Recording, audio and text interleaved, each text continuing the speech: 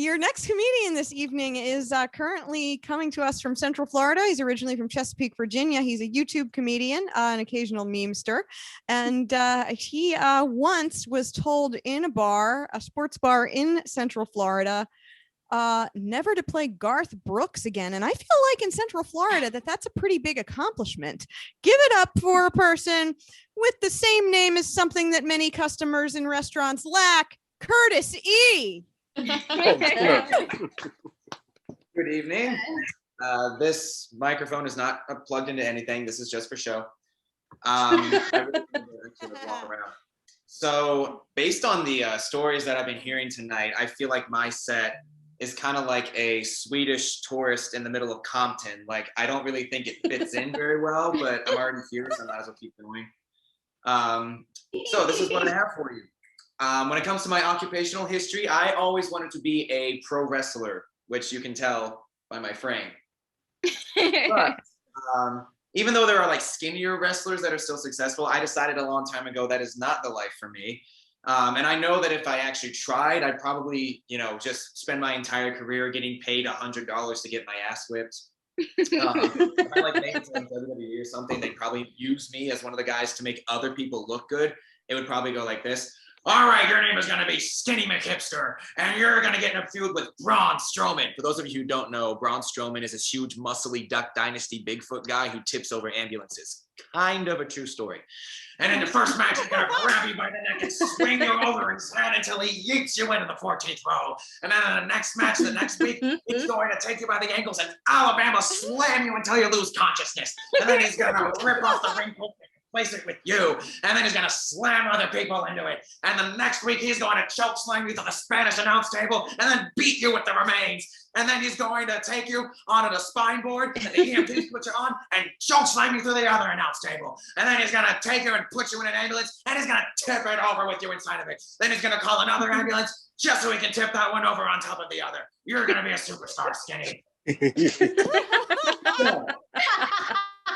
I decided that the life of continuously marking a CTE punch card was not for me. 2 more and I get a free CAT scan. Just kidding, they don't get health insurance.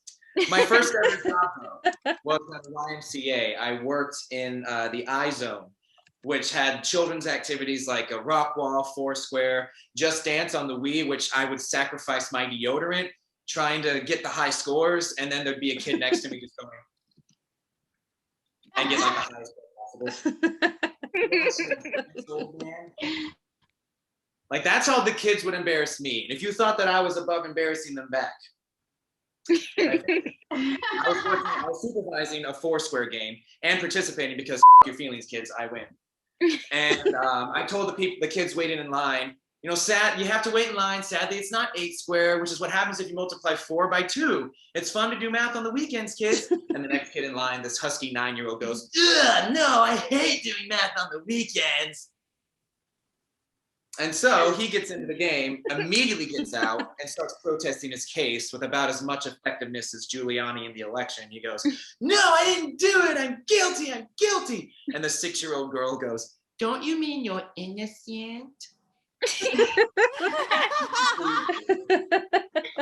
Brains being sucked out by a turkey baster.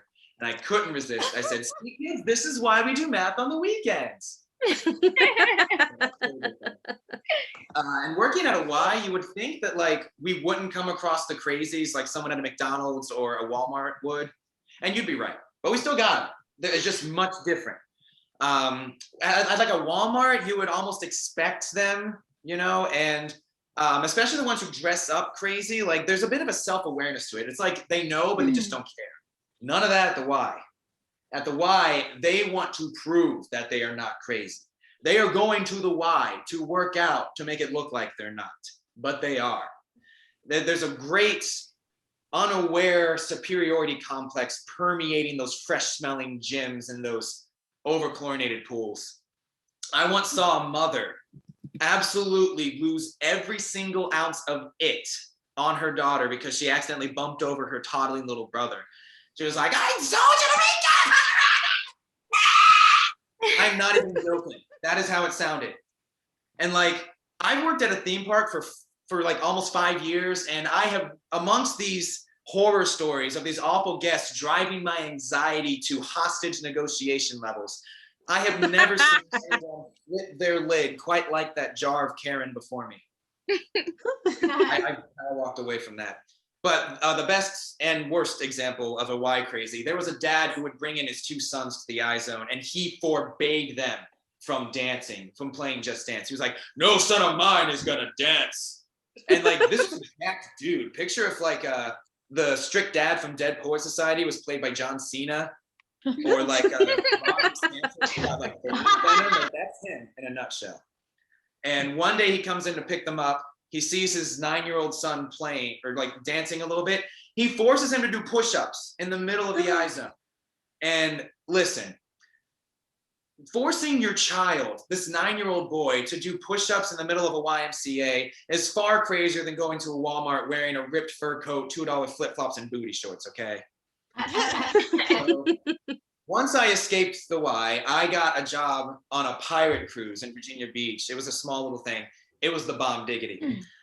I got to be a pirate performer and bartender, custodian, bus attendant, merch salesman, DJ. It was a really low-key thing. We had to do a lot on it. But we would mostly do family cruises, but every now and then on the weekends, we do booze cruises. And I would dance my ass off on that floor to the point where multiple people would ask me if I moonlighted as some sort of pirate stripper. Legs around the pole, which is actually a mast. And then I would yank a rope, which would rip my clothes off and hoist them like the colors. And my fleshy cutlass would be out for all the lasses to see. No, I never actually. Anyway, we would also do a sketch on the adult cruises where we would accuse a willing participant of stealing and tie them up to the mast and threaten to flog them. But then, you know, we would reveal that one of the pirates was the thieves, and then we'd untie them, forget it ever happened. In retrospect, including a part where we would hand the whip off to a member of their party on a booze cruise where there's no escape, and you can drink until either the waves or the alcohol makes you throw up. Not the best idea. On one particularly fateful night, I was the pirate who stopped the whipping from happening. And when I did, the guy they handed the whip to went, ugh, that. Got in 3 good lashes before they took the rope away. Luckily, I was wearing baggy pants, like not quite hammer pants, but like enough for some jostling. So, and he was more drunk than a very drunk person. So he barely got me, but he did get my leg and my ass.